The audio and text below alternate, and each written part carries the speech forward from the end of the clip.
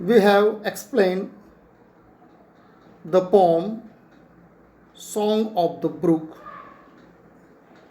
and now we are moving to the question answers. So let's see the question answer of the poem Song of the Brook.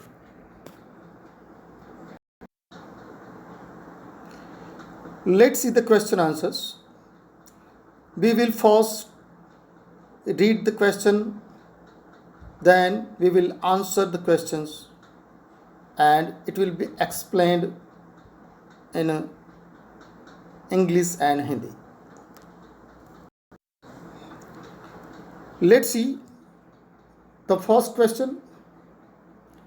From where has the speaker come? Speaker means the brook, as it is the narrator of the poem. The answer of the question is the speaker comes from the places where the water is home to birds. Question है brook कहाँ से आता है, और उसका answer है brook comes from places where. Brook ऐसी जगह से आता है जो पक्षियों के लिए उनका घर है।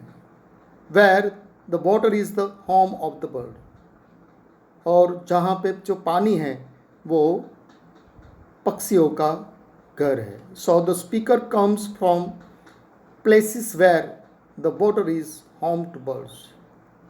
Now let's move to the next question.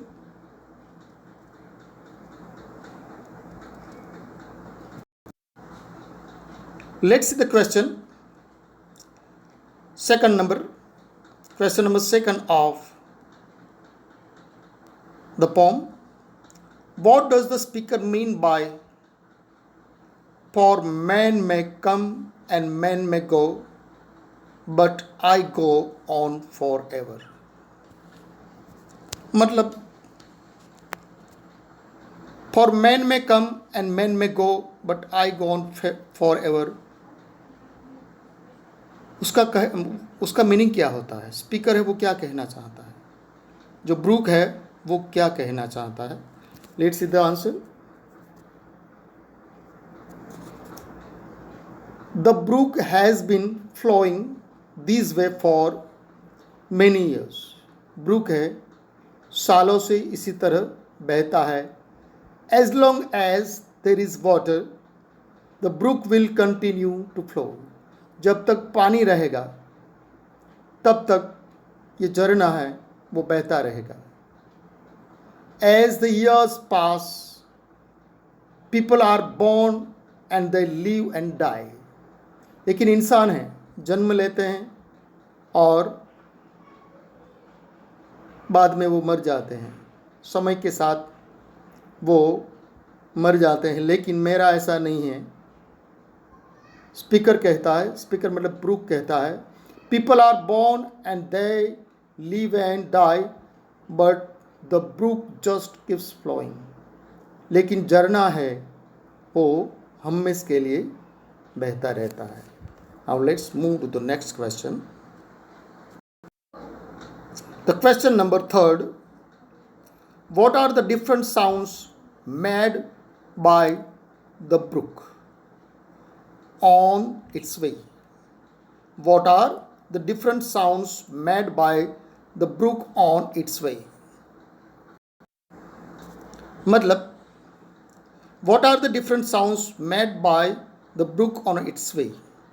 जो झरना है अपनी जर्नी में कैसे कैसे आवाज़ निकालता है। What are the different sounds made by the brook on its way?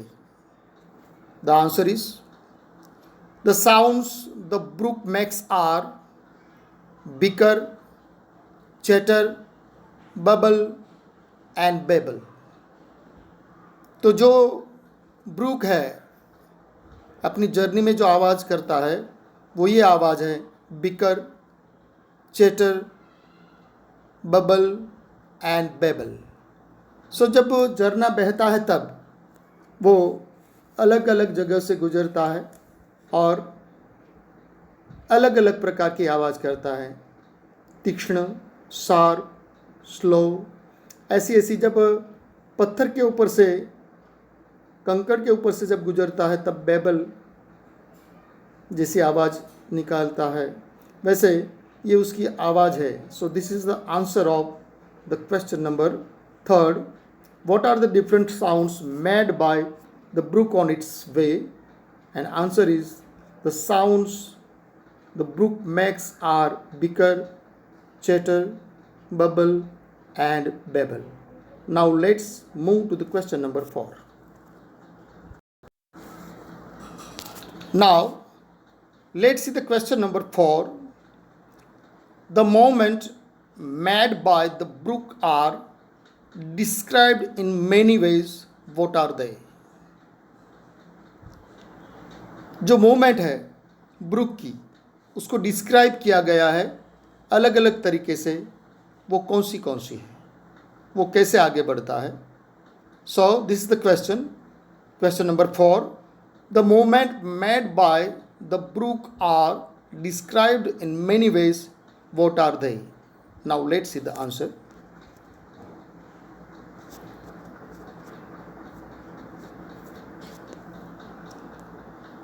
The answer of the question number 4. The moments are described so that we can see in how many different ways water can flow. मतलब कौन सी जगह से जो नदी है, जो झरना, छोटी नदी है, झरना है, बहता है और बहा है, वो बताते हैं हमें. The moments are described so that we can see how many different ways water can flow.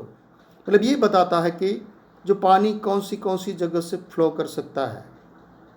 The brook darts suddenly, comes out suddenly.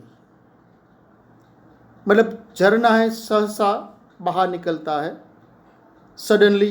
और it bubbles over stony ways. जो कंकड़ वाला जो रास्ता है वहाँ पे एक अलग सा आवाज़ या वहाँ पे बबल बनाता है,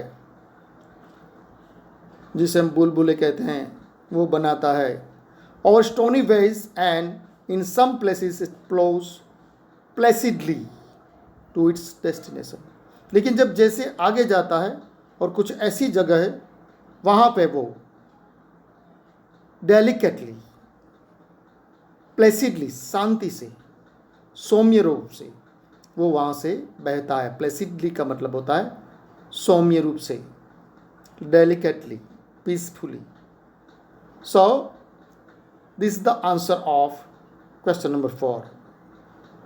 the moments are described so that we can see in how many different ways water can flow. The brook darts suddenly or it bubbles over stony ways, and in some places it flows placidly to its destination.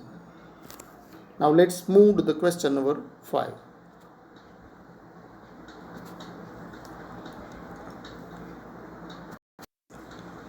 Now let's see the question number 5 and its answer. What are the obstacles that the brook faces on its way? ब्रूक अपनी journey के दरमियान कितने obstacles का सामना करता है वो हमें बताना है. What are the obstacles that the brook faces on its way? कौन से ऑब्स्टिकल्स है उसका उसे सामना करना पड़ा है. तो आंसर है, the answer of the 5th question. The brook has to go down hills, sleep between ridges, flow over stony ways, and curve in many places before it joins the river. मतलब बहुत सारे obstacle से पसार होना पड़ता है उसको, हिल में उसे गिरना पड़ता है, रिजिस के बीच में से उसे पसार होना पड़ता है,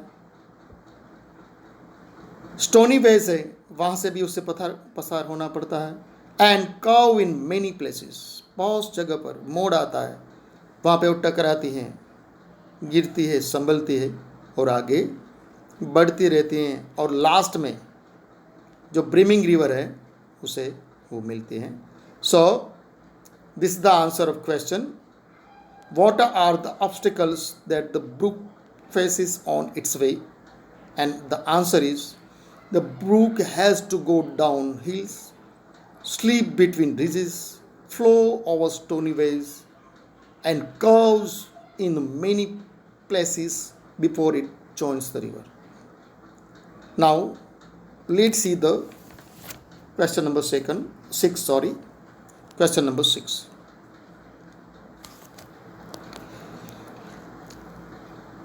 What does the brook carry along with it? जो ब्रूक है वो अपने साथ क्या लेके जाता है, मतलब अपने बहाव के साथ वो क्या लेके जाता है? तो आंसर है, the brook carries foamy flakes, जाग के टुकड़े होते हैं वो साथ में लेके जाता है. The brook carries foamy flakes and golden gravel with it to the river, और जो गोल्डन ग्रेवल है, कंकड़ है, उसको अपने साथ लेके जाता है. The question number 6 and its answer, what does the brook carry along with it? And the answer is, the brook carries foamy flakes and golden gravel with it to the river. So these were the question answers. Now let's move to the think and answer. Now let's see think and answer. Let's see the question, then we will answer of it. The title says that the poem is the song of brook. In what way is the poem a song? Question, उसका मतलब होता है जो pome का जो title है वो song of the book, तो ये पोम है, वो सॉन्ग कैसे हो सकती है? Explain. And the answer of the question is, the brook is joyously telling us about its journey to meet the river. जो ब्रूक है खुशी से अपनी जो जर्नी है वो हमारे साथ शेयर करता है. The repetition and the different sounds make it sound as though the brook is singing.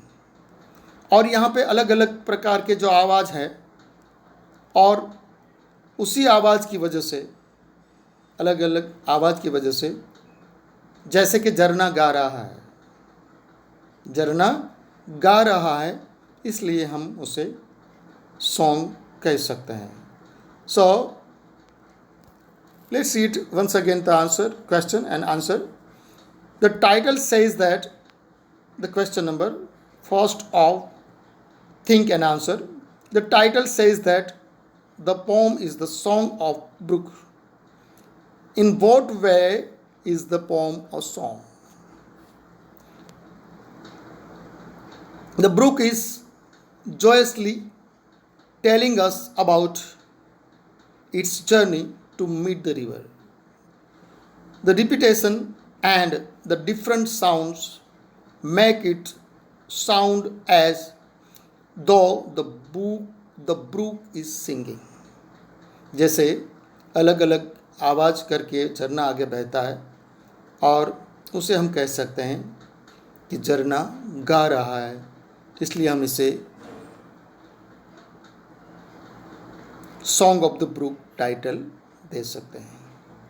So these were the question answers we have discussed with you, and you also try to learn it at home and try to give the test at home yourselves. Make the questions or find out the questions and try to answer it and check it honestly yourselves. So I hope and trust you will try at home. Wish you all the best. Thank you very much.